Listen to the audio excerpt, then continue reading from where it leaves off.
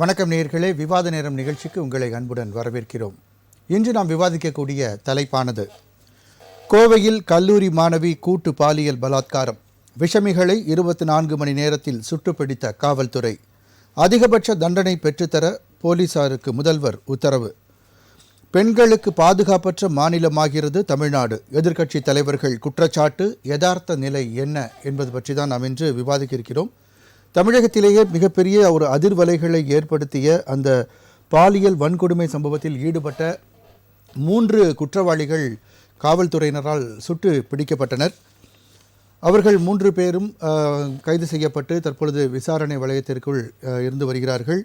இந்த சூழ்நிலையில் பாதிக்கப்பட்ட அந்த கல்லூரி மாணவியின் உடல்நிலையும் தற்போது தேறி வருகிறது என்றும் காவல்துறையினர் தெரிவித்திருக்கிறார்கள். அதே போன்று அவருடன் இருந்த அந்த ஒரு நபரும் தற்பொழுது அதாவது அந்த 3 குற்றவாளிகளும் தாக்கிவிட்டு தான் அந்த பெண்ணை கடத்தினார்கள். அந்த தாக்கப்பட்ட நபருமே தற்போது மருத்துவமனையில் சிகிச்சை பெற்று வருகிறார். அவருடைய உடல்நிலையும் தேறி வருகிறது என்ற அளவில் தகவல்கள் இருந்த வண்ணம் இருக்கிறது. இருந்தாலும் கூட இது கண்டிப்பாக மிகப்பெரிய ஒரு அதிர்வலைகள் ஏற்படுத்தியது. எதிர்க்கட்சியினர்கள் கடுமையான தனது கண்டனத்தை பதிவு செய்திருந்தார்கள்.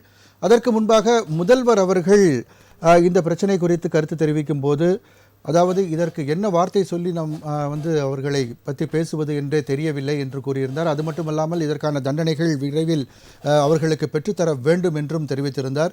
முதல்வர் அவர்கள் இவ்வாறு கூறியிருந்த பொழுது அன்புமணி ராமதாஸ் அவர்கள் தெரிவித்திருந்த கருத்தானது, முதல்வர் அவர்கள் தாமதமாக கருத்தை தெரிவித்திருந்தது மிகவும் கண்டிக்கத்தக்கது, தமிழகத்தை தலைகுனிய வைக்கிறது என்று தெரிவித்திருந்தார். அதே போன்று வானதி சீனிவாசன் அவர்கள் கூறும்போது, தமிழகத்தை ஒரு பாதுகாப்பற்ற நிலை உருவாக்கி இருக்கிறது, அதாவது பெண்கள் தங்களை தாங்களே பாதுகாத்துக் கொள்ள வேண்டும் என்று தெரிவித்திருந்தார். இதே போன்று நயினார் நாகேந்திரன் அவர்களும் தனது கண்டனத்தை பதிவு செய்திருந்தார்கள். தமிழகத்தில் காவல்துறை என்ற ஒன்று உள்ளதா என்று எடப்பாடி பழனிசாமி அவர்கள் கேள்வி எழுப்பியிருக்கிறார்கள். பெண்களுடைய பாதுகாப்பு குழி தோண்டி புதைக்கப்பட்டு விட்டது இந்த ஆட்சியில் என்றும் அவர் தமது கண்டனத்தில் தெரிவித்திருந்தார். இது மட்டுமல்லாமல் இது குறித்து கருத்து தெரிவித்திருந்த காவல்துறையினர் இது குறித்து பத்திரிகையாளர் சந்திப்பில் தெரிவித்த போது அந்த 3 பேரும் எவ்வாறு சுட்டு பிடிக்கப்பட்டனர் என்ற ஒரு கேள்வி எழுந்தது. அப்போது செய்தியாளர்கள் எழுப்பிய கேள்வியானது, தாமதமாகவே காவல்துறையினர் அந்த சம்பவ இடத்திற்கு சென்றார்களா என்ற ஒரு கேள்வி எழுப்பப்பட்டது. அது மட்டுமல்லாமல் அந்த பெண்ணை மீட்பதிலும் சிரமம் இருந்ததா என்ற கேள்வி, அதாவது அங்கு ஒரு இருள் சூழ்ந்த பகுதியாக இருந்ததால் அந்த பாதிக்கப்பட்ட பெண்ணை மீட்பதில் சிறிது நேரம் தேவைப்பட்டது. அது மட்டுமல்லாமல் அந்த பெண்ணே தான் தாமாகவே தான் வந்தார் என்றும் கருத்துக்களும் தெரிவிக்கப்பட்டிருக்கிறது. அது மட்டுமல்லாமல் அந்த பகுதியில் சிசிடிவி கேமராக்கள் வைக்கப்பட்டதா, ஏற்கனவே சமூக விரோதிகள் அந்த பகுதியில் நடமாட்டம் இருந்தது என்று தெரிவிக்கப்பட்டும் காவல்துறை நடவடிக்கை எடுக்கவில்லை என்பது போன்ற பல்வேறு குற்றச்சாட்டுகள் இந்த சம்பவம் தொடர்பாக வைக்கப்பட்டிருந்தது. அது பற்றி தான் நாம் இன்று விவாதிக்க இருக்கிறோம். விவாதத்திற்கு செல்லும் முன் நமது விருந்தினர்களை வரவேற்போம். முதலாவதாக இணையம் வழியாக நம்முடன் இணையும் திமுக கொள்கை பரப்பு துணை செயலாளர் கரூர் முரளி அவர்களை வரவேற்போம். வணக்கம் சார். அடுத்ததாக அரங்கில் நம்மோடு இணையும் விடுதலை சிறுத்தைகள் கட்சியின் தூகா பகலவன் அவர்களை வரவேற்போம். வணக்கம். இந்து மக்கள் கட்சியின் பாரத மாதா பா செந்தில் அவர்களை வரவேற்போம். வணக்கம். கரூர் முரளி சார், உங்கள்கிட்ட துவங்குறேன். இந்த சம்பவம் குறித்து உங்களுடைய முதல் சுற்று கருத்துக்கள். இப்படி ஒரு சம்பவம் நடைபெற்றிருக்க கூடாது, கேள்விப்பட்ட மாத்திரத்தில் ஒரு அதிர்ச்சியை நாமெல்லாம் அடைந்திருக்கிறோம் என்பதிலே எல்லளவும் மாற்று கருத்து கிடையாது. அதை காட்டிலும் தமிழ்நாட்டினுடைய முதலமைச்சர் அவர்கள் பெரிய அதிர்ச்சி அடைந்து தன்னுடைய எதிர்ப்பை கண்டனத்தை பதிவு செய்திருக்கிறார்கள். இப்படிப்பட்ட ஒரு கொடுமை நடைபெற்றிருக்க கூடாது என்பதிலே யாருக்கும் எந்த வகையான மாற்று கருத்தும் கிடையாது. அதுவும் அன்னை தமிழகத்திலே நடந்ததுதான் மிக மிக வேதனையாக இருக்கிறது. ஒன்றும் கிடையாது. இந்த சம்பவம் நடைபெற்ற சம்பவத்தை நாம் கோர்வையாக பார்ப்போமானால், இந்த சம்பவம் பார்த்தீர்களானால் 10 மணி 40 நிமிடத்திற்கு நடைபெற்றிருக்கிறது, ஞாயிற்றுக்கிழமை என்று. நடைபெற்ற பிறகு இந்த செய்தி ஒரே ஒரு நிமிஷம் இணையம் வழியாக நம்முடன் இணையும் ஓய்வு பெற்ற காவல்துறையை சேர்ந்த திரு நாராயணமூர்த்தி அவர்களை வரவேற்போம். வணக்கம். வணக்கம் சார். வணக்கம். கரூர் முரளி சார், தொடர்ந்து பேசுங்க. 10 மணி 20 நிமிடத்திற்கு இந்த சம்பவம் நடைபெற்றிருக்கிறது. இந்த சம்பவம் நடைபெற்ற பிறகு உடனடியாக 11 மணி 20 நிமிடத்திற்கு அந்த நபரால் பாதிக்கப்பட்ட அந்த நபரால் காவல்துறைக்கு செய்தி தெரிவிக்கப்படுகிறது.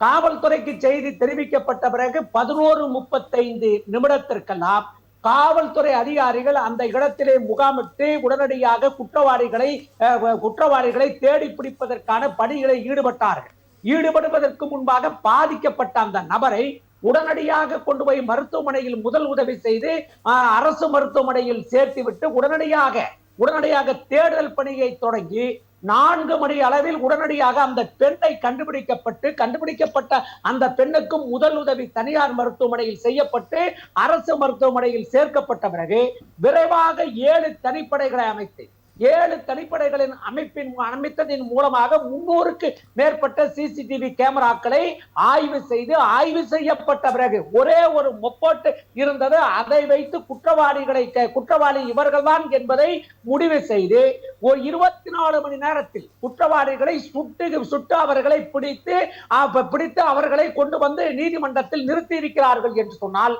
தமிழ்நாட்டினுடைய காவல்துறை எவ்வளவு விரைவாக இருக்கிறது. அது மட்டுமல்ல, விரைவாக இருப்பது மட்டுமல்ல,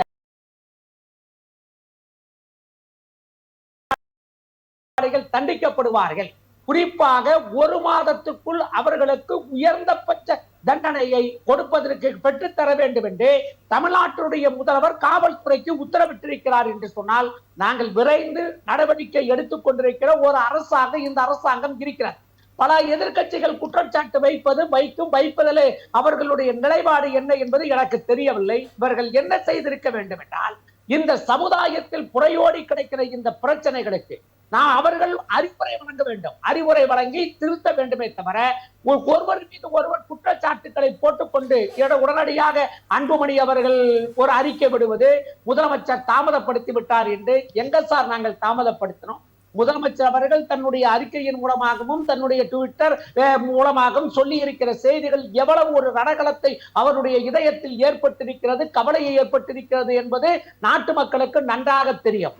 ஆகவே இவர்கள் என்ன மாயஜாலங்கள் போட்டாலும் குற்றவாளி தப்பிக்க முடியாது, குற்றவாளிக்கு தண்டனை தரப்படும். இது பொள்ளாச்சி பாலியல் குற்றத்திலே எப்படி குற்றவாளிகள் தப்பிக்குவதற்கு வழிவகுத்தார்களோ அதை போல இந்த அரசு இருக்காது. குற்றவாளிகள் பிடிக்கப்பட்டிருக்கிறார்கள், உரிய தண்டனை பெற்று தரப்படும். அது மட்டுமல்ல, பெண்கள் மீது பெண்களுக்கு எதிராக இருக்கிற குற்றங்களுக்கு கடுமையான சட்டங்களை கொண்டு வருவதற்கு சட்டங்களை கொண்டு வந்தவர் நம்மளுடைய முதலமைச்சர். இல்ல சார், இப்போ அதிமுக சார்பா இன்னைக்கு பெப்பர் ஸ்ப்ரே வழங்கப்பட்டிருக்கு. பெண்கள் இந்த ஆட்சியில தாங்களே தான் பாதுகாத்துக் கொள்ள வேண்டும், இந்த ஆட்சி பாதுகாக்காது என்று தெரிவிக்கும் விதமாக நாங்கள் வழங்குகிறோம் சொல்லி பெப்பர் ஸ்ப்ரே கொடுத்திருக்காங்க. வானதி சீனிவாசன் அவர்களும் இதே கருத்தை வலியுறுத்திருக்காங்க. எல்லாரும் பெப்பர் ஸ்ப்ரே நம்ம தான் பத்திரமா வச்சுக்கணும், இந்த ஆட்சி பெண்களை பாதுகாக்க தவறிவிட்டது அப்படின்ற குற்றச்சாட்டை தொடர்ந்து வைக்கிறாங்க. அது சொல்லக்கூடிய தகுதியோ தராதரமும் எடப்பாடி பழனிசாமிக்கோ அதிமுகவுக்கோ கிடையாது. ஏனென்று கேட்டால் அவர்கள் ஆட்சியில் எவ்வளவு அவலங்களும் அவமானங்களும் நடைபெற்றது என்பது நாட்டு மக்களுக்கு நன்றாக தெரியும். அது மட்டுமல்ல, வானதி சீனிவாசன் இந்த நாட்டினுடைய ஒன்றிய அரசாங்கம் ஆளக்கூடிய கட்சியை சார்ந்தவர். அந்த ஒன்றிய அரசாங்கமே இப்பொழுது ஒரு தகவலை கொடுத்திருக்கிறது.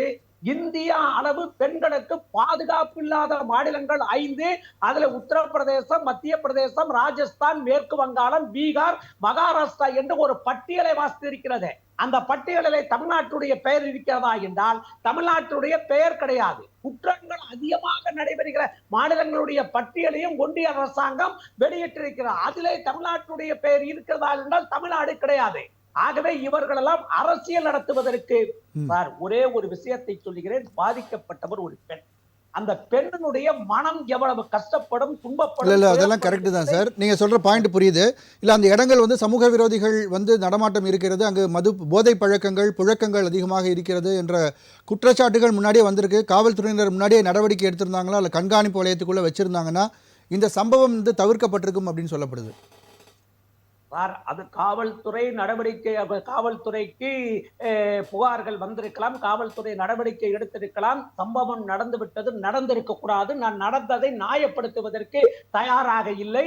இந்த சம்பவம் நான் முதலிலே எடுத்து சொன்னதை போல இந்த சம்பவம் இங்கு மட்டுமல்ல எங்குமே நடக்கூடாது. ஏனென்று கேட்டால் இப்பொழுது பெண்கள் முன்னேறி கொண்டிருக்கிறார்கள். பெண்கள் முன்னேறி கொண்டிருக்கிற அந்த பெண்களின் மீது அவர்களுக்கு முன்னேற்றத்திற்கு தடை போடுவதற்கு ஆணாதிக்கம் வெறிபிடித்தவர்கள், காம வெறிபிடித்த அந்த அயோக்கியர்கள் செய்கின்ற ஒரு சில செயல்களால் ஒட்டுமொத்த பெண் குலத்தினுடைய வளர்ச்சியும் தடைபட்டு விடக்கூடாது என்பதுதான் எங்களுக்கு வருத்தம். ஆகவே உரிய நடவடிக்கை இந்த அரசு எடுக்கும். பெண்களுக்கு பாதுகாப்பான அரசாக முத்துவேல் கருணாநிதி ஸ்டாலினுடைய அரசு இருக்கு. ரைட் சார், தொடர்ந்து பேசலாம். திரு நாராயணமூர்த்தி சார், நாராயணமூர்த்தி சார் எனக்கு பேச ஓகே. திரு செந்தில், நான் வரேன் சார், மறுபடியும் நான் உங்ககிட்ட வரேன். செந்தில், உங்களுடைய முதல் சுற்று கருத்தை பதிவு பண்ணுங்க. அதாவது தென்னிந்தியாவின் மான்செஸ்டராக மிகப்பெரிய தொழில் வளர்ச்சி மிக்க வரேன் நாராயணமூர்த்தி சார், நான் அடுத்து உங்ககிட்ட வரேன். வளர்ச்சி நிறைந்த ஒரு மாவட்டமாக கோவை மாவட்டம் வந்து கொண்டிருந்த போது 1996 ஆட்சியிலே இருந்த திராவிட முன்னேற்ற கழகத்தினுடைய சட்ட ஒழுங்கை காக்க முடியாத உளவுத்துறை முறையாக இல்லாத காரணத்தினாலே 1998 12 இடங்களிலே குண்டுவெடிப்புகள் நடந்து 200க்கும் மேற்பட்டவர்கள் மிகப்பெரிய பாதிப்புக்கு உள்ளாகி கைகால் இல்லாமல் 60 பேர் உயிரிழந்து மிகப்பெரிய சட்ட ஒழுங்கு சீரழிந்த காரணத்தினாலே கோயம்புத்தூர் மாநகரம் மிகப்பெரிய வீழ்ச்சியை கண்டது. இன்றும் கூட அங்கு வடிக்க வருகின்ற ஒரு பெண்மணி அங்கு தன்னுடைய ஒரு நண்பரோடு காரிலே அமர்ந்து கொண்டு பேசிக்கொண்டிருப்பதை அந்த பகுதியிலே வந்த குடித்துவிட்டு வந்த இதை தான் நீங்கள் திமுகவினுடைய தலைவர் திமுக சார்பில் பேசுகிறவர்கிட்ட நான் கேட்குறேன். திமுகவினுடைய ஆட்சி வந்ததிலிருந்து அனுமதி பெறாத பல இடங்களிலே சரக்கு விற்கக்கூடிய நிகழ்வு நடந்துட்டு இருக்கு. இதே கோயம்புத்தூரில் இந்த சம்பவம் நடந்ததற்கு அருகாமையிலே நாம் தமிழர் கட்சியை சார்ந்த சகோதரர்கள் அனுமதி பெறாமல் இந்த சரக்கு வித்துட்டு இருந்தவர்களை போய் தாக்குதல் நடத்தி இந்த அரசாங்கத்திற்கு எடுத்து காட்டினதுக்கு அப்புறம் தான் மிக விழிப்புணர்வோடு இருக்கக்கூடிய கட்சி ஆட்சி திராவிட மாடல் அங்க பிளாக்ல வித்துட்டு இருக்கானே, அனுமதி இல்லாம வித்துட்டு இருக்கானே, அதை நீங்க எப்ப சார் கண்டுபிடிச்சீங்க? அப்ப அங்கு மது அருந்தி விட்டு அனுமதி இல்லாத இடத்திற்கு சென்று மது அருந்தி விட்டு வரும்பொழுது அந்த இடத்துல இவர்களை சந்தித்து அந்த காம கொடூர செயலை செய்திருக்கிறார் என்று சொன்னால், இதற்கு முன்பாக அவன் சாப்பிட்ட அந்த டாஸ்மாக் அந்த சரக்கு இதை தான் நாங்கள் தடை செய்யணும்னு இத்தனை ஆண்டு காலமாக கேட்கின்றேன். அரசாங்கத்தினுடைய இந்த கவனக்குறைவு, அரசாங்கத்தினுடைய இந்த டாஸ்மாக் ஒழிப்பு இல்லாததன் காரணமாக, சட்ட ஒழுங்குக்கு காவல்துறையினர் ரவுண்ட்ஸ் வராததன் காரணமாக இங்கே இந்த கொடூரம் நடந்தது. எனவே திமுக அரசாங்கம் இதற்கு பொறுப்பேற்கணும். உடனடியாக நாங்கள் போய் அங்க இருக்கக்கூடியவர்களை காப்பாற்றி விட்டோம் என்று நீங்கள் பெருமை பீத்திக் கொள்ளாதீர்கள். அங்கு டாஸ்மாக் அனுமதி இல்லாமல் நடத்துவதை வேடிக்கை பார்த்திருக்கீங்க.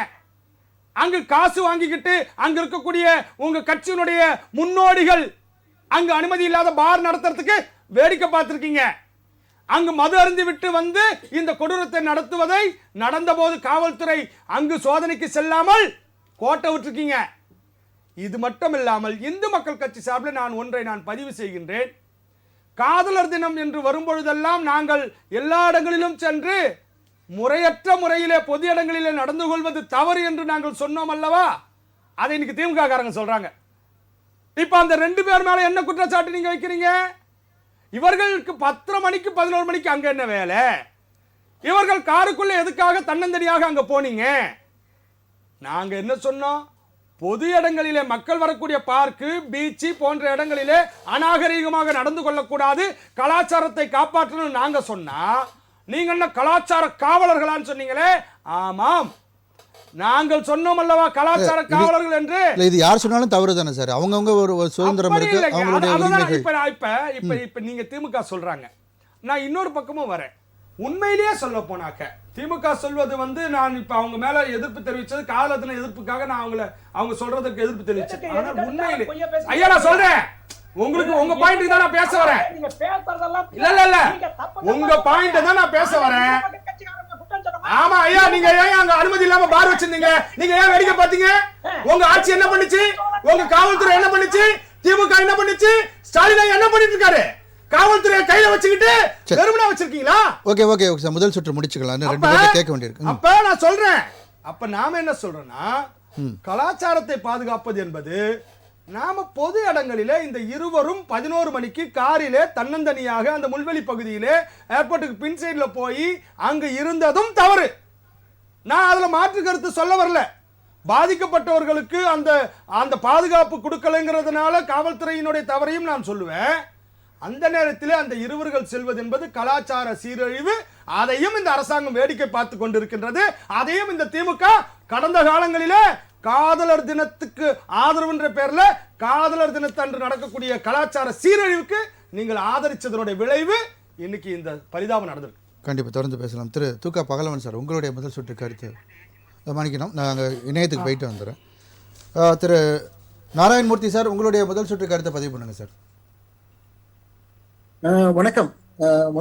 முதற்கண் ராஜ் டிவி நேயர்களுக்கு வாய்ப்பளித்த நிர்வாகத்தினருக்கும் நன்றி. இந்த தலைப்பிலேயே நீங்க கேட்டிருக்கிறது தமிழக காவல்துறையினுடைய திறமைக்கு உங்களுடைய தலைப்பே ஒரு கட்டியம் கூறுகிறது. தலைப்பை படிச்சு பாத்தீங்கன்னா, விசமிகளை 24 மணி நேரத்தில் சுட்டுப்பிடித்த காவல்துறை. இந்த ஒண்ணுக்கு உங்களுடைய பாராட்ட நீங்க தமிழக காவல்துறைக்கு நீங்க தெரிவித்ததுக்கு நன்றி. உங்க தலைப்பிலேயே உங்களுக்கான விடையும் இருக்குது. இப்ப நான் சப்ஜெக்டுக்குள்ள வந்தேன்னா,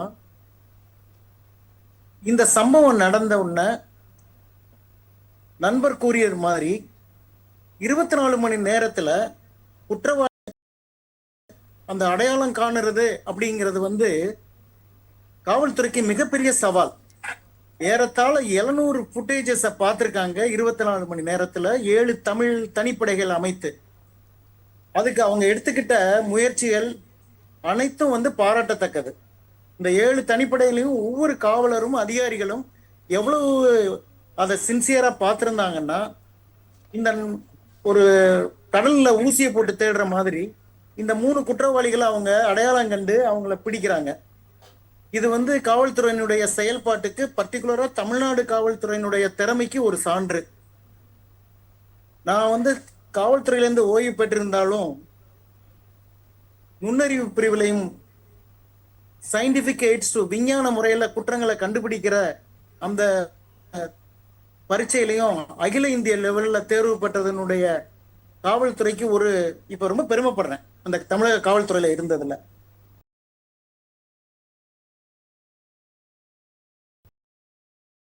அந்த குறிப்பிட்ட காலக்கெடுவுக்குள்ள எவ்வளவு விரைவா இந்த குற்றவாளிகள் மேல குற்றத்தை நிரூபிக்கிறதுக்கு உண்டான ஆதாரங்களையும் சாட்சியங்களையும் சேகரித்து நீதிமன்றத்தில் அந்த குற்றவாளிகளை நிறுத்தி நிச்சயம் தண்டனை வாங்கி கொடுக்கும் தமிழக காவல்துறை அதிகாரிகள் என்பதில் எனக்கு எந்த விதமான மாற்று கருத்தும் இருக்காது.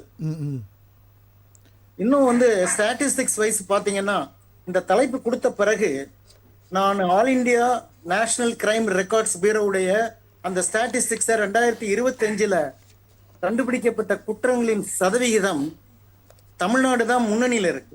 ஏறத்தாழ 76.8% குற்றங்களை அவங்க கண்டுபிடிச்சிருக்காங்க மற்ற மாநிலங்களோட ஒப்பிடும்போது. ஆக இந்த அரசியல் பின்னணியில பேசும்போது அந்தந்த அரசியலை சார்பாகவும் அவங்கவுங்க கொள்கைக்கு சார்பாகவும் காவல்துறைங்கிறது ஒரு பந்தாடப்படக்கூடிய துறை தான். அதுக்கு நாங்க பயிற்சி பெற்றும் இருக்கிறோம். இல்லை சார், இன்னைக்கு செய்தியாளர்கள் சந்திக்கும் போது இந்த காவல்துறை அதிகாரி சொல்றாரு, அதாவது சிசிடிவி கேமராஸ் நிறைய இடத்துல ஒர்க் பண்ணலை, இது மக்கள் இன்ஃபார்ம் பண்ணியிருந்தால் சரியாக இருந்திருக்கும் அப்படின்னு சொல்கிறாரு. அவரே அதை கன்ஃபஸ் பண்ணிக்கிறாரு. சிசிடிவியை மானிட்டர் பண்ண வேண்டியது யாரு சார்? அது கவர்மெண்ட் தான் பார்க்கணும். இது மக்கள். கரெக்ட். உங்க கேள்வியை நான் உள்வாங்கிக்கிட்டேன். அந்த கமிஷனர் கோயம்புத்தூர் அவங்க பேட்டியில அவங்க சொல்றதா சொல்றீங்க. சிசிடிவி ஒரு யதார்த்தமான உண்மை என்னன்னு கேட்டீங்கன்னா, இப்ப எல்லாம் சிசிடிவிங்கிறது புலனாய்வு துறையில ஒரு அங்கமாயிடுச்சு. தமிழக அரசும் தமிழக காவல்துறையும் பொது இடங்கள்ல சிசிடிவி வச்சு நிர்வாகம் பண்ணிக்கிட்டு இருக்காங்க. ஆனா ஒவ்வொரு தெருவுலையும் அந்த குடியிருப்பு வாசிகளும் தனிப்பட்ட நபர்களும் தங்கள் வீட்டுல கேமரா வச்சிருக்காங்க. அது ஒர்க்காக தான் ஆகலையாங்கிறது அவங்களுடைய கவனம். அவங்க தான் பார்க்கணும். இந்த சம்பவ இடத்துல ஒரு ஒரு ஐசோலேட்டட் ஏரியா. இங்க நீங்க சொல்ற கருத்து பிரகாரம் அவர் கமிஷனர் எதை மீன் பண்ணியிருப்பாங்கன்னு சொன்னீங்கன்னா, இந்த 700 ஃபுட்டேஜ் பார்த்தாங்க இல்லையா, அந்த 700 ஃபுட்டேஜ் காவல்துறையுடைய ஃபுட்டேஜ் இல்ல, தனிப்பட்ட நபர்கள் அவங்கவுங்க இடத்துல அமைக்கப்பட்ட கேமராவுடைய ஃபுட்டேஜ் தான் பார்ப்பாங்க. உதாரணத்துக்கு ஒரு கார்னர்ல ஒரு குற்றம் நடந்துச்சுன்னா கிட்டத்தட்ட ஏறத்தாழ 25-30 கிலோமீட்டர் தாண்டி அந்த குற்றவாளி எங்கெங்க போறான், எந்த வண்டியில போறான், அந்த 2 வீலர் அவன் பயன்படுத்தி இருக்கான். அந்த 2 வீலரை ட்ரேஸ் பண்ணணும். ட்ரேஸ் பண்ணும்போது சில கேமராக்கள் இடைப்பட்ட இடங்கள்ல ஒர்க் ஆகாம இருந்திருக்கலாம். அதான் அவர் மீன் பண்ணிருக்கலாமே ஒளிஞ்சு. சரி சரி. ஆனா அல்டிமேட் ரிசல்ட் என்னன்னு பாத்தீங்கன்னா, இவ்வளவு இடர்பாடுகள் இருந்த போதிலும் குற்றவாளிகளை இவ்வளவு விரைவா கண்டுபிடிச்சது தமிழக மக்கள் ஒவ்வொருவரும். சரி சார், இன்னொரு ஒரு கேள்வி சார். உங்க விக்டிமை வந்து இவங்க வந்து ரெஸ்கியூ பண்ண போகும்போது அங்கே வந்து போதிய வெளிச்சம் இல்லை, ரொம்ப இருட்டாக இருந்தது அப்படின்னு சொல்கிறாங்க. ஸோ அதற்கான முன்னேற்பாடுகளோட காவல்துறையினர் போலையா? இதே ஒரு விஐபியோடைய ஒரு சம்மந்தப்பட்ட யாராவது இருந்தால் இந்த மாதிரி தான் அலட்சியமாக போயிருப்பாங்களான்ற ஒரு கேள்வி இருக்கு. அதாவது இந்த கேள்வியை நீங்க கொஞ்சம் யதார்த்தமான சூழ்நிலையில நீங்க உணர்ந்து பார்க்கணும். ஒரு குற்றவாளி, ஒரு பாதிக்கப்பட்ட நபர் காவல்துறைக்கு ஒரு புகார் அளிக்கிறாரு. அந்த புகாரை நேர்ல வரல, ஏதோ தொலைபேசி மூலமாவோ அல்லது அலைபேசி மூலமாவோ கூப்பிட்டு சொல்லியிருப்பாரு. 100க்கு உடனடியா அதுக்கு உண்டான லைட்ஸ், இப்பெல்லாம் லைட்டுங்கிறது ஒரு இருட்டான இடத்துல நம்ம வச்சிருக்க செல்போனே இருக்கு.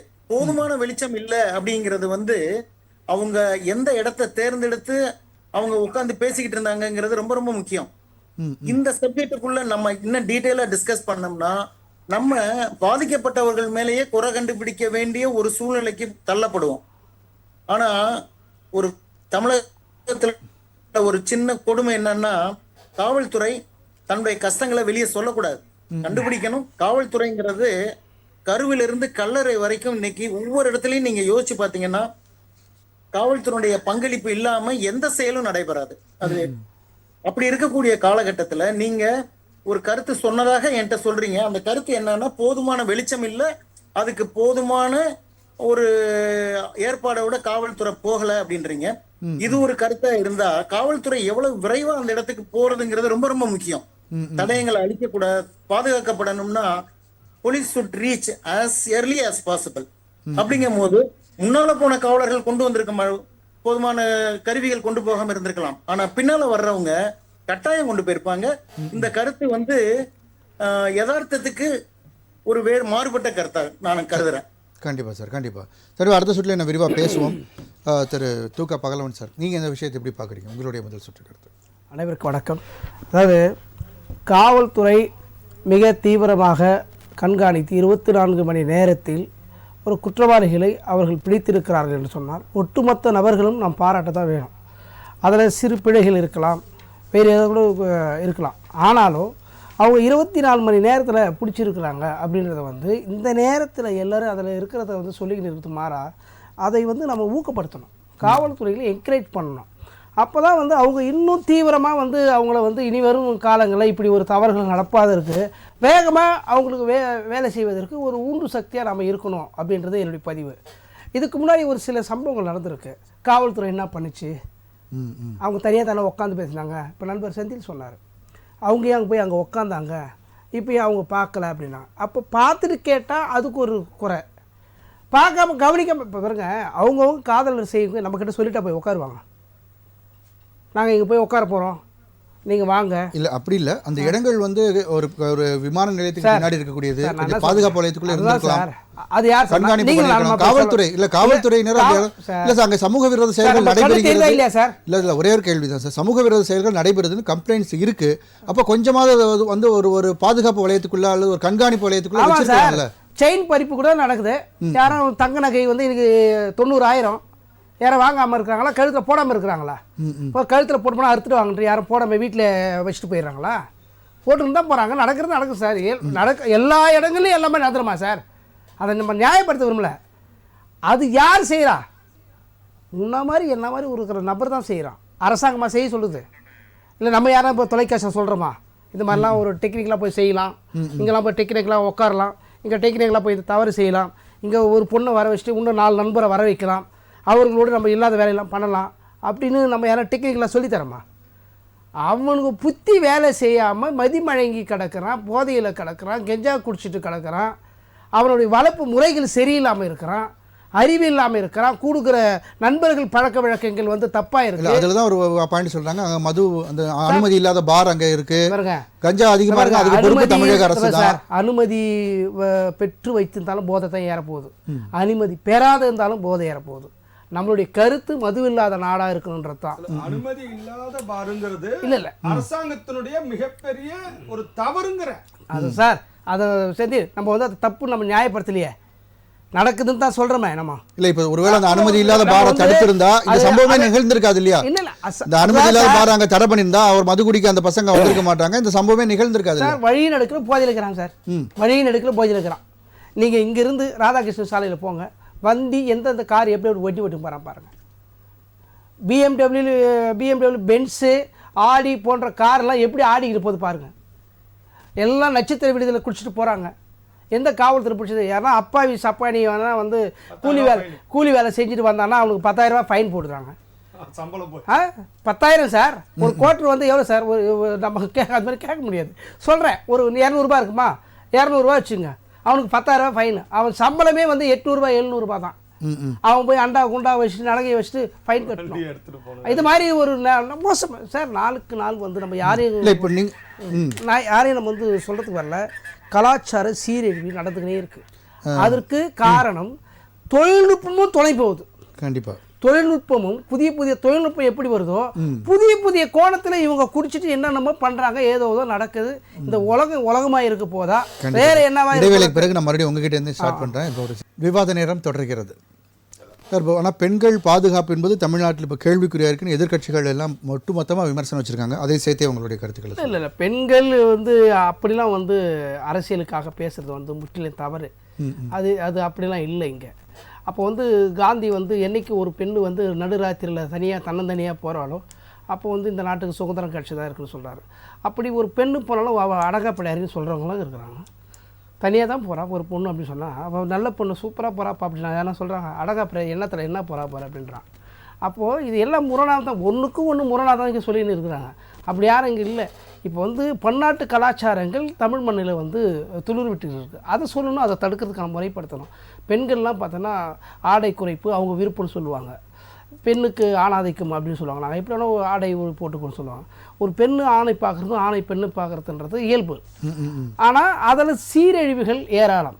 இதே தான் அண்ணா யூனிவர்சிட்டிலையும் கிட்டத்தட்ட இதே மாதிரியான சம்பவம் தான் நடந்தது. அவங்க அங்கேயே வந்து 2 பேர் பேசிகிட்டு இருக்கும்போது வெளிநபர் ஒருத்தர் போனார். அதே மாதிரி தான் இங்கே 3 பேர் வந்திருக்காங்க. கிட்டத்தட்ட எல்லாம் சிமிலரான ஒரு சம்பவமாக இருக்குது.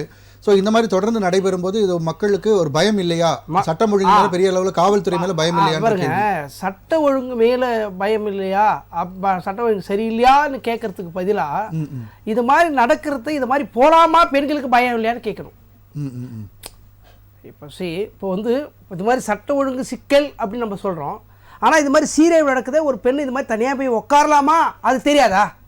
அது தெரியல. அப்போ அவங்க போனது தான் தவறுன்னு சொல்ல வரீங்க? ஆமாம் சார், அதான் அவங்க போகிறதான தவறு. ஒரு 4 பேர் குடிச்சிட்டு வராங்க சார், 2 பேர் தனியாக உட்காந்துக்கிறாங்க. ஒரு இல்லை எல்லாருக்குமே ஒரு பெண்களுக்கோ யாராக இருந்தாலும் எங்கே இருந்தாலும் அவங்களுடைய பாதுகாப்பை உறுதிப்படுத்த வேண்டியது அரசோட கடமை.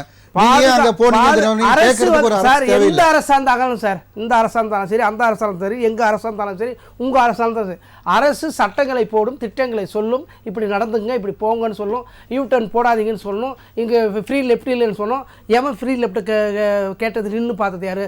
சிக்னல் ரெட்டு விதா எல்லோ விதத்தில் போயிட்டே இருக்கிறாங்க. யார் கண்ட்ரோலில் இருக்கிறா? யாரோ ஒருத்தர் தான் அதில் ஒருத்தர் 2 பேர் இருப்பார். அது 5 பேர் வண்டி போதுனா அது 2 வண்டி போய்கிட்டே இருக்கும்.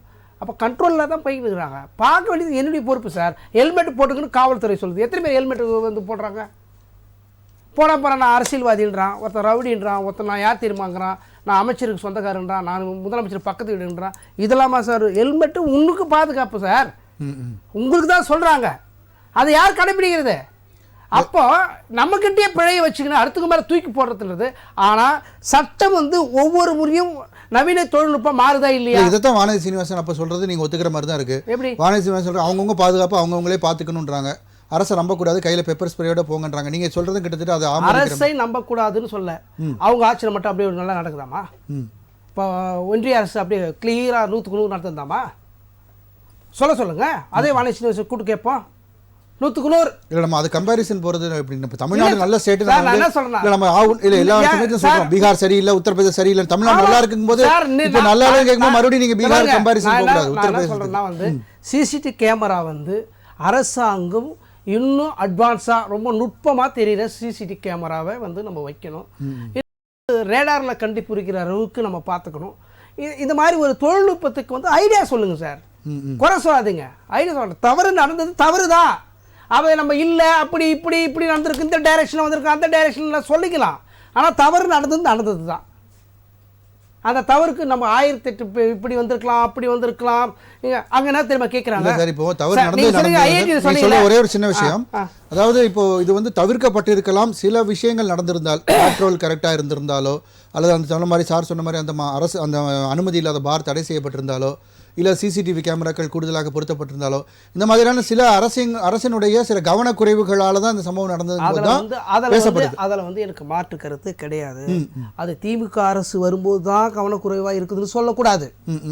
அதிமுக அரசு நடக்கும்போது இப்போ யார் இருக்காங்களோ அவங்கள தான் நம்ம கேள்வி கேட்க முடியும். இல்லை இருக்கு, அப்பவும் இருக்கு இப்பவும் இருக்குன்ற நான். அப்பவும் இருக்கு இப்பவும் இருக்கு. சரி. அப்போ கள்ளச்சந்தையில் கொரோனா டயத்தில் வந்து அதிமுக தான் ஆட்சியில் இருந்தாங்க. மூட்டையே அங்கங்கே ஆந்திராவிலேருந்து பாண்டிச்சேரியிலேருந்து கர்நாடகாவிலேருந்து எடுத்துக்கிட்டு கள்ளச்சந்தையில் சாராயத்தை விற்றுக்கிட்டு தான் இருந்தாங்க கொரோனா காலத்தில். அப்போ இவங்களாம் எங்கே போனாங்க? கண்டிப்பாக கள்ளச்சந்தையில் சாராயம் விற்கிறது உண்மை. அதுவும் குறிப்பாக உழைக்கின்ற மக்கள், உழல்கின்ற மக்கள், ஹவுசிங் போர்டு பகுதிகளெலாம் பயங்கர கள்ளச்சாராயம் கெஞ்சா அது இல்லைன்றீங்க. இந்த உலகத்துல எவ்வளவு போதை பொருள் இருக்குதோ அது அத்தனை அங்க இருக்கு. சட்டம் வந்து அரசாங்கம் போடும், மக்கள் தங்கள் அவங்க வந்து கொஞ்சம் கடைபிடிக்கணும் அந்த சட்டங்கள். இன்னும் வந்து நம்மளுக்கு வந்து பாத்தீங்கன்னா எங்க வந்து இந்த தீய பழக்க வழக்கங்கள்லாம் இருக்குதுன்னா, எங்கெல்லாம் உழைக்கிற மக்கள் இருக்கிறா அங்கதான் வந்து தீய பழக்க வகைகள் கூடுதலா இருக்கு. அங்க கூடுதல் கவனம் செலுத்தும் காவல்துறை தமிழக இது ஊடாக ராஜ் தொலைக்காட்சி மூலமாக நான் சொல்லிக் கொள்வது, தமிழக காவல்துறை தலைமை அதிகாரிக்கு சொல்லிக் கொள்வது, இங்கே சென்னையில் குறிப்பாக செம்மஞ்சேரி, கண்ணகி நகர், இந்த நொச்சி நகர், டுமிக்குப்பம், திடீர் நகர், இது போன்ற பகுதிகளில் மிகப்பெரிய அளவில் கள்ளச்சாராயம் தினந்தோறும் பயங்கரமாக விற்பனைகள் போய்கிட்டு இருக்குது. இதையெல்லாம் தடுத்து நிறுத்துவது கடமையும் கண்ணியமும் காவல்துறைக்கு இருக்கிறது. இது வாயிலாக நான் சொல்றேன். சரி சார், தொடர்ந்து பேசலாம். திரு நாராயணமூர்த்தி சார், இப்போ இந்த ஒரு காவலன் ஆப் பற்றியும் இன்னைக்கு கமிஷனர் வந்து சொல்லுறது நம்ம பார்த்தோம்.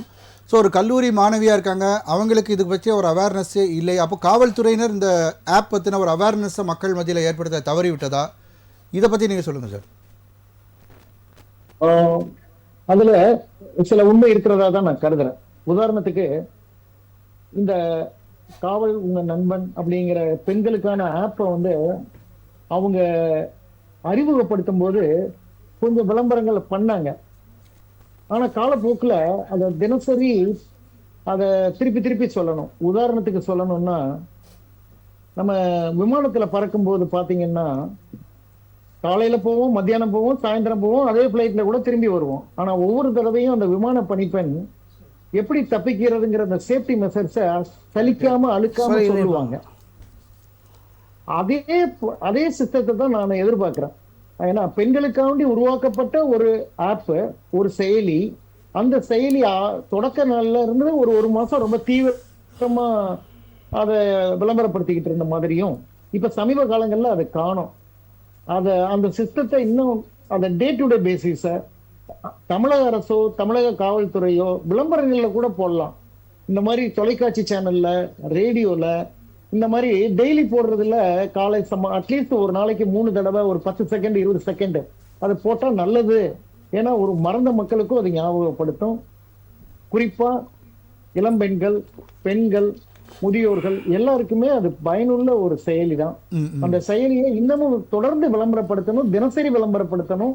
நான் சொன்ன அந்த விமான பயணத்தினுடைய உதாரணம் ரொம்ப பொருத்தமா இருக்கும்னு சம்பந்தப்பட்ட உயர் அதிகாரிகள் அதை கவனத்துல எடுத்து செய்யணுங்கிறது என்னுடைய விருப்பம். இல்ல கண்டிப்பா சார். சரி, இப்போ அதே மாதிரி வந்து செய்தியாளர்கள் கேட்கும்போது அந்த பகுதி வந்து ஏற்கனவே சொன்ன மாதிரி சமூக விரோதிகள் அதிக நடமாட்டம் இருந்தது, அதை பற்றி அவர்கள் கேட்கும்போது அதற்கான பதில்கள் வந்து ஒரு கொஞ்சம் மழுப்பலாக தான் இருந்தது. நடவடிக்கை எடுக்கப்படும் அப்படின்ற ஒரு வழக்கமான பதிலாக தான் இருந்தது. அது கண்டிப்பாக அது ஒரு தவறாக இருந்திருக்கலாமோ? அப்படி தோணலை. என்னன்னு கேட்டீங்கன்னா, இதுக்கும் ஒரு காவல்துறையுடைய நாங்க வேலை பார்த்த காலங்கள்ல ஒரு உயர் அதிகாரி ஒரு அருமையான ஒரு திட்டத்தை கொண்டு வந்தாரு. அதாவது ரோந்து வாகனங்கள்ல 24 மணி நேரமும் அந்த லைட்டும் அலாரமும் ஓடிக்கிட்டே இருக்கும். அப்ப கூட நாங்க பணியில இருக்கும்போது யோசிச்சோம், எதற்காக இந்த மாதிரி ஒரு லைட்டை கொடுத்தாரு அப்படின்னு சொல்லிட்டு. வீட்டுல சும்மா நிற்கும் போது ரோட்ல காவலர்களே வண்டியில இருக்க மாட்டாங்க, ஆனா லைட் மட்டும் பிளிக்கரிங் ஆகிட்டே இருக்கும். ஆனா அதுக்கு பின்னால ஒரு உண்மை இருந்தது. என்னன்னு கேட்டீங்கன்னா, என்னதான் இருந்தாலும் சமூக விரோதிகளுக்கு அந்த காவல்துறை வாகனத்திலையும் அந்த வாகனத்துல எரிஞ்சுக்கிட்டு இருக்கக்கூடிய அந்த பிளிக்கரிங் லைட்டும் ஒரு அலர்ட் ஆவான். தப்பு செய்யணும்னு நினைக்கிற அந்த ஒரு நொடி அவனுடைய கவனம் சிதறி தப்பு பண்ணாம கூட போயிடுவான். அது ஒரு பிரிவென்டிவ் மெத்தடா இருந்தது. சமீப காலங்கள்ல சென்னையில அது கொஞ்சம் தொடர்ந்து இருந்துகிட்டு இருக்கு. ஆனா மற்ற மாவட்டங்கள்ல அது இருக்கா அப்படிங்கிறது எனக்கு அதை பற்றிய தகவல் இல்லை. அதை மற்ற மாவட்டங்கள்லயும் இது உருவாக்குனா, ஏன்னா நம்மகிட்ட போதுமான அளவுக்கு மக்கள் தொகைக்கு ஏற்ப காவலர்கள் இல்லை. அந்த மாதிரி நேரத்துல ஒரு காவல்துறையினுடைய வாகனம் பிளிக்கரிங் லைட்டோட ஒரு இடத்துல நின்றுகிட்டு இருந்தது அப்படின்னா அந்த கட்டாயம் அந்த பிரசன்ஸ் வந்து டெஃபினட்டா ஒரு 80% குற்றங்களை தடுக்கிற ஒரு முறையா இருக்கும். அது ஒண்ணு. நம்பர் 2, எல்லோ பிரிகேட் அப்படின்னு ஒரு ரோந்து வாகனம் பைக்ல போயிட்டு இருந்தாங்க. அது வந்து சென்னையில நடைபெறுது. அது ஊர்ல அல்லது கிராமங்கள்ல மாவட்டங்கள்ல அது இல்ல, சும்மா பைக்ல போயிட்டு வர்றாங்க. காவலர்கள் குறைவுதான், அதை நான் ஏத்துக்கிறேன். ஆனா அந்த காவலர்களுக்கு இன்னமும் வந்து ஒரு விழிப்புணர்வை காவல் நிலைய அதிகாரிகளும் அந்த இன்ஸ்பெக்டர் லெவல்ல, டிஎஸ்பி லெவல்ல அவங்க தினசரி எடுத்து சொல்லணும். ஏன்னா எங்கேயோ தமிழ்நாட்டுல மூலையில நடக்கிற ஒரு சின்ன தவறோ அல்லது பெரிய தவறோ ஒட்டுமொத்த காவல்துறைக்கும் ஒரு பதில் சொல்ல வேண்டிய ஒரு கட்டாயத்துக்கு நம்ம ஆளாகிறோம். தலைக்குனிவை ஏற்படுத்துது. சோ நம்ம எல்லாரும் காவல்துறையில இருக்கிறத ஒரு கௌரவமாகவும் உணர்வை எல்லா காவலர்கள் மத்தியிலையும் புகுத்தணுங்கிறது என்னுடைய விருப்பமா இருக்கு. அதை செய்வாங்கன்னு நம்புறேன். தொடர்ந்து பேசலாம் சார். கரூர் முரளி சார், அதாவது இப்போ சார் சொல்லும் போதே சொல்றாங்க காவலர்கள் எண்ணிக்கை போதுமான அளவு இல்லை அப்படின்னு சொல்றாங்க. ஸோ பணி அமர்த்திருக்க வேண்டியது அரசோட கடமை. ரெண்டாவது, இப்போ வந்து பேட்ரோல்ஸ் அதிகப்படுத்தப்படும் அப்படின்னு கமிஷனர் சொல்றாருன்னா அப்போ இவ்வளோ நாள் அதிகம் இல்லை அப்படின்றத நம்ம புரிஞ்சிக்க முடியுது. அதை பற்றி சொல்லுங்கள் சார். காவல்துறையில் போதுமான ஆட்கள், அதாவது பணியிடங்கள் நிரப்பப்படலையா? பணியிடங்கள் நிரப்பப்பட்டு கொண்டுதான் இருக்கிறது. வருங்காலத்தில் அது நிரப்பப்படும், அதிலே மாற்று கருத்து இல்லை. ஒன்றும் கிடையாது. கோவை மாவட்டத்தை பொறுத்தளவு, கோவை மாநகரத்தை பொறுத்தளவு 25 பெட்ரோல் வாகனம், அதாவது பாதுகாப்பு வாகனம் 59 அதிகாரிகளை கொண்டு பாதுகாப்பு பணியில் தான் ஈடுபட்டு கொண்டிருக்கிறார்கள். அதிலே மாற்று கருத்து இல்லை. ஒன்றும் கிடையாது. கோவை, சென்னை, திருப்பூர் போன்ற நகரங்களில் பார்த்தால் பெண்கள் அதிகமாக வேலைக்கு போகிற ஒரு மாவட்டங்கள். அந்த மாவட்டத்திலே பார்த்தீர்களா, பெண்கள் அதிக பேர் வேலைக்கு போய் கொண்டிருக்கிற மாவட்டத்தில் எப்படியெல்லாம் சம்பவங்கள், எப்படியெல்லாம் அவர்கள் பணியாற்றுகிறார்கள், எப்படியெல்லாம் அவர்கள் பாதுகாப்பாக இருக்கிறார்கள்.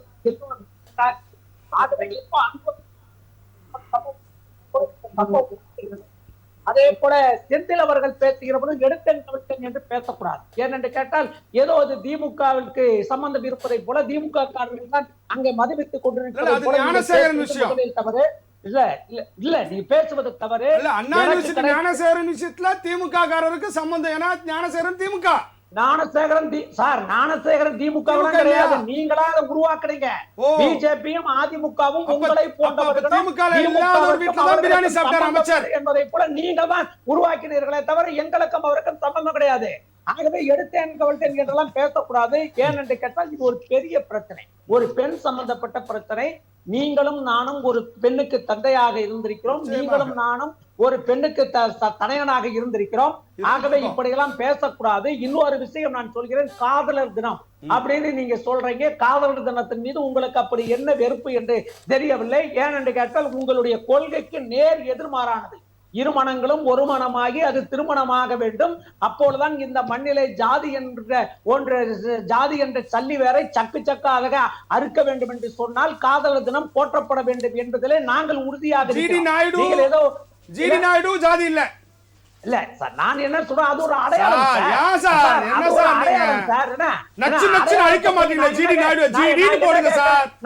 நான் என்ன கேட்கிறேன், மோடிங்கிறது ஜாதி இல்லையா சார்? நீங்க தான் சார் ஜாதி ஒழிப்பாளர், நீங்க தான் ஜாதி ஒழிப்பாளர். வெங்கையா நாயுடு என்று கலைஞர் அவர்களுடைய சிலை திறப்பு விழாவிலே ஓமந்தூராருடைய அந்த வளாகத்திலே கலைஞர் சிலையின் கீழ் வெங்கையா நாயுடு என்று போட்டது திமுக. நீங்க தான் சார் ஜாதியை கட்டிக்கிட்டு அலையறீங்க. நீங்க கவுடாவான்னு கேட்டது மு.க. ஸ்டாலின் அவர்கள். நீங்க ஊருக்கு உபதேசம் பண்ணிட்டு உங்களுடைய கட்சி முழுக்க ஜாதி அடையாளத்தோட தான் இருக்கிறீங்க. கோவையை கணவன் குட்டியாக மாத்திய பெருமையை உங்களை தான் சாரும். அதே போல அங்க டாஸ்மார்க் இருந்தது. டாஸ்மார்க்ல 2 வருடத்துக்கு முன்பாகவே மூடப்பட்டு விட்டது. அங்கே இல்ல சார், நான் சொல்றத புரிஞ்சுக்கங்க. அதாவது விவாதத்துல எதிர்த்தம்புத்தெல்லாம் பேசக்கூடாது, என்னையும் பேச விடணும். எதிர இருக்கவனா ஆட விடணும். ஆட விட்டதுக்கு அப்புறம் தான் நீங்க எடுத்தவனே திமுக குற்றச்சாட்டு, டாஸ்மார்க் குற்றச்சாட்டு, அதுல இருந்தவன நான் கேட்கிறேன், திமுக காரனா போய் வித்தான் அந்த எந்த கட்சியை சார்ந்தவன் நான் சொல்லட்டுமா? அந்த ஊடகத்தின் வாயிலாக சொன்னாக்கா பிடிக்கப்பட்ட சரவணை எந்த கட்சியை சார்ந்தவன் நான் கேட்கிறேன். சில விஷயங்கள் மறைத்து ஊடகத்தில் பேச வேண்டும் என்று இது பொதுக்கூட்ட மேடை கிடையாது. பொதுக்கூட்ட மேடையாம எது பேசிட்டு போயிடலாம். இது ஒரு ஊடகத்தில் நடுநிலையாளர்களும் கேட்பார்கள், அறிவாளிகள் கேட்பார்கள். நம்மளுடைய வாதம் சரியாக இருக்கணும். நீங்கள் நானும் சண்டை போடுறதுக்கு கடமை இருக்கு, வாங்க சண்டை போடலாம். நாளைக்கு தேர்தல் பிரச்சாரத்தில் சண்டை போடலாம். ஒரு பெண் பாதிக்கப்பட்டிருக்கிறார், அந்த பெண்ணுடைய நிலை என்ன என்பதை நீங்கள் யோசித்து பார்க்க வேண்டும். அதே போல பெண்களுடைய முன்னேற்றத்திலே அதிக அக்கறை உள்ள அரசு திராவிட மாடல் அரசு. அதனால்தான் பெண் படிக்க வேண்டும். ஒரு பெண் கல்வியை கற்றுக்கொண்டால் அந்த பெண் கல்வியின் மூலமாக அந்த குடும்பம் மட்டுமல்ல, அந்த சமுதாயமே விழிப்புணர்வு பெறும் என்பதனால்தான் புதுமை பெண் திட்டத்தின் மூலமாக பெண் கல்வியை உயர்த்த வேண்டும். சார், அவங்க நோக்கம் என்ன தெரியுமா சார்? இந்தியாவில் இருக்கிற மாநிலங்களிலேயே உயர்கல்வியை அதிகம் படித்த பெண்கள் இருக்கிற மாநிலம் எந்த மாநிலம் என்று கேட்டால் அது தமிழ்நாடு சார். அந்த தமிழ்நாடு என்ற இடத்தை தமிழ்நாடு அந்த இடத்தை எட்டி பிடித்ததை அவர்களால் ஜீர்ணிக்க முடியாத காரணத்தால் தான் ஏதோ காதலர் தினம் என்று சொல்வதும் டாஸ்மார்க் என்று சொல்வதும் இதை சொல்லி அவர்கள் மன்னித்துக் கொண்டிருக்கிறார்களை சொல்ல தவிர நான் கேட்கிறேன் சார், வானதி ஸ்ரீனிவாசனா இருக்கட்டும், அன்புமணியா இருக்கட்டும், எடப்பாடி பழனிசாமியா இருக்கட்டும், இதே போல ஒரு பாலியல் குற்றம் நடைபெற்ற மாநிலத்தில் 24 மணி நேரத்தில் நாங்கள் கண்டுபிடித்திருக்கிறோம். இது எங்கள் காவல்துறையினுடைய சாதனை என்று சொல்கிறோம் அல்லவா? இல்ல பீகார்ல, இல்ல உத்தரப்பிரதேசத்துல, இல்ல மகாராஷ்டிரத்துல 20 மணி நேரத்துல பாலியல் குற்றவாளியை நாங்க கண்டுபிடிச்சிருக்கிறோம்னு ஒரு மாநிலத்தில் நீங்க உதாரணம் சொல்லுங்க சார். உதாரணம் சொல்லுவதற்கு செந்தில் தயாரானாக்க முடியாது. ஏனென்று கேட்டால் ஒரு அரசு எப்படி இயங்க வேண்டும் என்பதற்கு இலக்கணமாக இருக்கக்கூடிய முதல்வர் எங்கள் முத்துவேல் கருணாநிதி ஸ்டாலின் அவர்கள் 24 மணி நேரம் குற்றவாளியை சுட்டு அவனை பிடித்து இவன்தான் குற்றவாளி என்று உலகத்திற்கு 3 பேரை நாங்கள் அடையாளம் காட்டியிருக்கிறோம் என்று சொன்னால் எங்கள் காவல்துறை எவ்வளவு விரைவாக செயல்பட்டிருக்கிறது ஒரு பாராட்டு.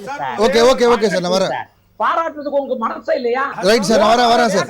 இல்ல ஒரு கிட்ட ஓடுன கைதட்டினாதான் சார் வேகமா ஓடுவான். சரி சார், ஓகே. ஒரு பாராட்டு கூட சொல்றதுக்கு ஒரு மனசு இல்லையா? Okay sir, okay sir. சொல்லுங்க சார். நிச்சயமா திராவிட முன்னேற்ற கழகத்தினுடைய ஆட்சியிலே காவல்துறைக்கு இவர்கள் சொன்ன வாக்குறுதிகளை என்னெல்லாம் நிறைவேற்றிருக்காங்க அப்படிங்கறதையும் சொல்லிட்டு நான் பாராட்டுறேன். பாதுகாப்பாக விஐபி செல்லக்கூடிய வழிகளிலே பெண் காவலர்களை நிறுத்த மாட்டோம்னு சொல்லி திராவிட முன்னேற்ற கழகத்தினுடைய முதலமைச்சர் சொன்னாரா இல்லையா? ஆனால் சொன்னதிலிருந்து இன்று வரை பெண் காவலர்கள் அதே பாதுகாப்பு பணியிலே ஈடுபடுத்தப்பட்டு கொண்டுதான் இருக்கின்றார்கள். சொன்னீங்களே, செஞ்சீங்களா? அப்ப சார் நீங்க இத பாருங்களேன், குறுக்கிட்டீங்கன்னா அப்ப இப்ப நான் ஆதாரத்தோட நிரூபிப்பேன் சார். கரூர் முரளி அவர்கள் இடத்துல நான் பந்தயம் கட்டுறேன். நீங்க திமுக விட்டு விலக தயாரா? பெண்களை பாதுகாக்கக்கூடிய பெண் காவலர்களுக்கு நாங்கள் அரணாக இருப்போம். பெண் காவலர்களை வழியில பணியில நிறுத்த மாட்டோம் சொன்னீங்க, செஞ்சீங்களா? பெண் பாதுகாவலர் இருக்க கூடாது சட்டம் போட்டாச்சு சார். சார் நிறுத்துறாங்க சார். சார் உங்க நிறைவு கருத்து சேர்த்து ஆதாரத்தோடு நான் சொல்லிடுறேன். என்னுடைய உரையை முடிக்க விடுங்க. பாராட்டலாமான்னு கேட்டீங்க. உங்களை பாராட்டுறதுக்கு தான் நான் இதை சொல்றேன்.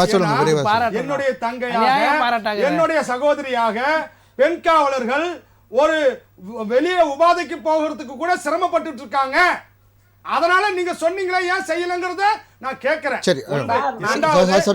சொல்றேன் நெறியாளர் சார், ஒரு சின்ன தகவல் நான் சொல்றேன். முதல்ல பேப்பர் படிச்சுட்டு பேச சொல்லுங்க. அதாவது முதல்ல பேப்பரை பார்த்து பேசுறவன் இல்ல, நான் நேரடியா மீனம்பாக்கத்துல பார்த்துட்டு இருக்கேன் சார். உட்கார்ந்துட்டு இருக்க கூடாது. ஏதோ ஊடகத்துல நாங்க அது சட்டமே போட்டுட்டாரு முதலமைச்சர். சார் சட்டம் நடைமுறைப்படுத்தப்படவில்லை. சரி, ஓகே நான் வரேன். இல்ல டைம் இல்ல, புரியுது. இது பேசுவோம், இது இன்னொரு சந்தர்ப்பத்துல விவாதிக்கலாம். அனுமதி சார், நீங்க இல்லாத பாடம் கொஞ்சம் நடத்தக்கூடாதுன்னு தான் சட்டம் தலைப்பு சொல்லுது. தொடர்பா உங்க நிறைவு கருத்து, தலைப்பு தொடர்பா. ஆனா நீங்க பேப்பரை மட்டும் படிக்காதீங்க சார். சார், கோவை நாட்டு சம்பவம் மக்களோடு தொடர்பா பழகுங்க. உங்களுடைய நிறைவு கருத்து. நாட்டுல நடக்கிற அநியாய செந்தில், கருத்து. நிறைவு கருத்தா சொல்லுங்க. நாட்டு நடப்போடு நாட்டு மக்களோடு பயணித்துக் கொண்டிருக்கின்றேன். முதல்வர் அறிவித்ததிலிருந்து அதற்கு பிறகாக கூட பல இடங்களிலே விஐபி வருகையிலே பெண் காவலர்கள் நிறுத்தப்படுகிறார்கள். நன்றி சார், நன்றி நன்றி. அடுத்த கட்டமா நான் சொல்றேன், காவலர்களுடைய எண்ணிக்கை குறைவாக இருக்கின்ற காரணத்தினாலே அது மட்டும் இல்லாமல் காவலர்கள் மிகப்பெரிய மன உளைச்சலுக்கு ஆளாகின்றார்கள். எதற்கென்று சொன்னால், ஐயா ஸ்டாலின் வராரு, ஐயா டெல்லியில இருந்து ஆட்கள் வராங்க, எல்லா விஐபிகளுக்கும் பந்தோபஸ்து போடணும். அது மட்டும் இல்லாமல் அந்த பகுதியிலே அவர்கள் ஸ்டேஷன் லிமிட்ல அங்க சட்ட ஒழுங்கை பாதுகாக்கணும்னா பாவம் காவலர்கள் ஷிஃப்ட் கணக்குல கர்நாடகாவில் இருக்கு. சரி, ஷிஃப்ட் கணக்குல காவலர்களுக்கு உண்டான அந்த கட்டமைப்புகளை கொஞ்சம் மேம்படுத்தணும்னு சொல்றீங்க. காவலர்களுக்கு உண்டான பணி சுமையை குறைத்தாலே சரி, நன்றி, சட்ட ஒழுங்கு பாதுகாக்கப்படும். அதை செய்யாதவரை திமுக மாடல் அரசுல ஞானசேகரன் போன்றவர்கள் கோயம்புத்தூர்ல நடந்த சம்பவம் தொடர்கதையாக தான் இருக்கும். நன்றி நன்றி நன்றி டாஸ்மாகை மூடாதவரை நன்றி நன்றி நன்றி சார். தலையை விட்டுட்டு வாழ பிடிக்க நினைக்காதீங்க. ஓகே, நன்றி செந்தில் சார். பகலவன் சார், உங்க நிறைவு கருத்து. காவலர் எண்ணிக்கை அதிகரிங்க. நன்றி நன்றி செந்தில். பகலவன் சார், நிறைவு கருத்து. ஆமாம், தமிழக காவல்துறைக்கு விடுதலை சிறுத்தை சார்பில் ஒரு கோரிக்கை வைப்பது என்னன்னு கேட்டிங்கன்னா, இவ்வளோ தீவிரமாக 24 மணி நேரத்தில் அந்த சம்பவத்துக்கு உடனே போயிட்டு சிறைப்பிடித்தது, துப்பாக்கி முன்னிலே அவங்கள கைது செய்ததுக்கு விடுதலை சிறுத்தை சார்பில் பாராட்டு. ஆனால் துப்பாக்கி முனையில சுட்டுட்டாங்க. அதான் சுட்டாங்க, ரைட்டு, துப்பாக்கி முனை தானே சுட்டாங்க. அதே போல இந்த ஆணவ கொலை நடக்கிற போது அதிலே தீவிரம் காட்டி அந்த குற்றவாளிகளுக்கு உடனடியான தண்டனையை பெற்று தர வேண்டும். அப்போதுதான் இந்த ஆணவ கொலை மீது ஒரு அச்சம் வரும், அந்த சாதிய சிந்தனை உடைபடும். அதற்கான தீவிரத்தை காட்ட வேண்டும் சொல்லிட்டு ராஜ் தொலைக்காட்சி மூலமா நம்ம கேட்டுக்கிறோம். ஒன்று. ரெண்டாவது என்னன்னு கேட்டிங்கன்னா, ஆள் குறைப்பு, காவல்துறையில் ஆள் குறைப்பு அப்படின்னு சொல்கிறாங்க. அது காவலரே தலைமை இதுக்கு கமிஷனரோ அதுக்கு கீழே இருக்க டிஜிபியோ எல்லாமே சொல்லியே செய்யலாம். ஒன்று, எல்லாருக்கும் பொறுப்பு இருக்குங்க. ஒவ்வொரு பணியில் இப்போ நிறையா இருக்கு, நிறையா ஒரு பொறுப்பு இருக்குது. நான் வந்திருக்கேன்னா நான் சொல்லுகிற கருத்துக்கு எனக்கு ஒரு பொறுப்பு இருக்குது. அதுபோல் எல்லா துறையிலும் ஆள் குறைப்பு இருக்குது. எல்லா பணியிடங்களும் காலியாகவே கிடக்குது. அது எல்லாமே தமிழக அரசு நடத்தணும். ரெண்டாவது பார்த்தீங்கன்னா, எல்லாருக்கும் பொறுப்பு இருக்குன்னு சொன்னேன் பார்த்தீங்களா. சட்டமன்ற உறுப்பினர் இருக்குது, அங்கே இருக்கிற கவுன்சிலர்கள் இருக்குது, அங்கே இருக்கிற பிற அதிகாரிகள், மக்கள் பணியாளர்கள், அந்த பொறுப்புகள்லாம் இருக்குது. இப்போ இவங்களுக்கே விழிப்புணர்வு இல்லை. இப்போ இந்த அரசு பணியில் இருக்கிறவங்களுக்கு அவங்க இந்த ஃபைலை பார்க்குறேன், அந்த ஃபைலை பார்க்குறேன், நீங்கள் எத்தனை ஒரு மனு கொடுத்தீங்கன்னா அடுத்த நாள் போனால் அந்த மணி எங்களுக்கு நம்மளை கேட்பாங்க. சார் அன்னைக்கு தான் சார் கொடுத்துட்டு போறேன்னு சொன்னா அடுத்த நாள் கொடுக்க சொல்லுவாங்க, அடுத்த நாள் போய் அடுத்த நாள் இருப்பாங்க. இதெல்லாம் ரொம்ப மோசமான நிலை, கவனக்குறைவுன்றது. அது எதனால ஏற்படுது? அப்போ வேலைக்கு வந்துக்கிறீங்களா, நீங்க செல்போனை பார்க்க வந்துக்கிறீங்களா, எங்களுக்கு ஒன்றும் புரியல. எல்லாமே சீரியல் பார்க்கறதும், சீரியஸாக சீரியல் பார்க்கறதும், பிக் பாஸ் பார்க்கறதும் கவனம் செலுத்திக்கிறீங்க. அதனால தயவு செய்து மக்களை பாருங்க, மக்களை படிங்க அப்படின்னு நம்மளுடைய ராஜ் தொலைக்காட்சி மூலமா கேட்டுக்கிறேன். திரு கரூர் முரளி, உங்களோட நிறைவு கருத்து சுருக்கமா. சம்பவம் நடந்திருக்க கூடாது, அது வேதனை அளிக்கிறது. என்னுடைய சகோதரிகளுக்கு, என்னுடைய மகளுக்கு, என்னுடைய தங்கைகளுக்காக இருக்கிறவர்களுக்கும் நான் சொல்லுகிறேன், உங்களை பாதுகாப்பதற்கு தான் முத்துவேல் கருணாநிதி ஸ்டாலினுடைய அரசு இருக்கிறது. நெருப்பு என்று நாங்கள் சொல்லுகிறோம், தொடாதீர்கள் என்று சொல்லுகிறோம். ஆனால் நீங்கள் நெருப்பை தொட்டுக்கொண்டு காயத்தை காயப்படுத்தி கொண்டு கண்கலங்கி கொண்டிருப்பதை பார்க்கிற பொழுது எங்கள் நெஞ்சம் வெடித்துக் கொண்டிருக்கிறது. உங்களை நாங்கள் பாதுகாப்பதற்கு இந்த அரசு இருந்தாலும் உங்களை நீங்கள் பாதுகாத்துக் கொள்ள வேண்டிய கடமையும் உங்களுக்கு இருக்கிறது. தனிமையில் செல்லாதீர்கள், தனிமையில் இருட்டிய இடத்திற்கு செல்லாதீர்கள், போகாதீர்கள் என்பதை மட்டும் இந்த ஊடகத்தின் வாயிலாக பெண்களுக்கு ஒரு கோரிக்கையாக இருக்கிறது. நன்றி சார். திரு நாராயணமூர்த்தி சார், உங்களுடைய நிறைவு கருத்து. இந்த சதீஷ், குணா, கார்த்திக் இந்த 3 பேர் சுட்டு பிடிக்கப்பட்டிருக்கிறார்கள். இது இந்த பிரச்சனையோட தீவிரத்தன்மை காரணமாகவா, இல்லை உண்மையிலேயே அவங்க தப்பிச்சு போக முயற்சி பண்ணதுனாலயா? தயவு செய்து காவல்துறையை நம்புங்க சார். எதுக்கு நான் சொல்றேன்னா, எங்களுக்கும் சமுதாயத்துக்கு என்ன விரோதிகளா நாங்க? அதானே, ஒரு குற்றம் நடந்திருக்கு. அந்த குற்றத்தை கண்டுபிடிக்கிறதுக்கு 24 மணி நேரத்துல உயிரை கொடுத்து போராடுறாங்க. ஒவ்வொரு காவலரும் எவ்வளவு துடிப்போட அல்லது பதட்டத்தோட அந்த குற்றவாளியை கண்டுபிடிக்கணுமே அப்படின்னு இருப்பாங்க. அந்த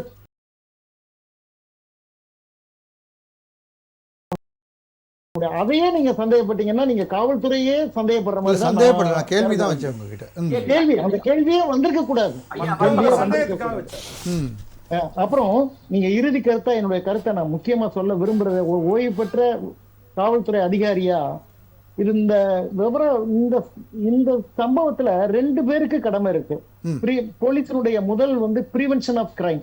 எஸ், பிரிவென்ஷன் ஆஃப் கிரைம் நடந்துருச்சு. அப்புறம் டிடெக்ஷனை வந்து நல்லா பண்ணிட்டோம். பிரிவென்ஷனை பண்றதுக்கு காவலர்கள் மத்தியில இன்னும் சற்று விழிப்புணர்ச்சி வேணும்.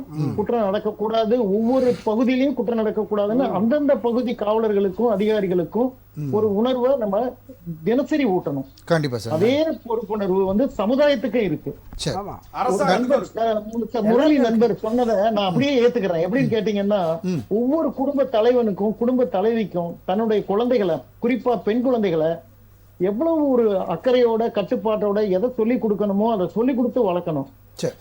இதை வந்து குற்றஞ்சாட்டுறதுக்காண்டி சொல்லல. எதிர்காலத்துல இந்த மாதிரி சம்பவங்கள் நடக்காம இருக்கணும்னா நம்ம வீட்டு குழந்தைங்களுக்கு எப்படி சமுதாயத்துல பாதுகாப்பா இருக்கணுங்கிறத ஒவ்வொரு குடும்பமும் எடுக்கணும். இந்த சந்தர்ப்பத்தை நம்ம பேசலாம் சார். நன்றி, நம் கருத்துக்கள் தெரிவித்ததற்கு நன்றி. நம்முடன் விவாதத்தில் பங்கு பெற்ற விருந்தினர்கள் அனைவருக்கும் நன்றி.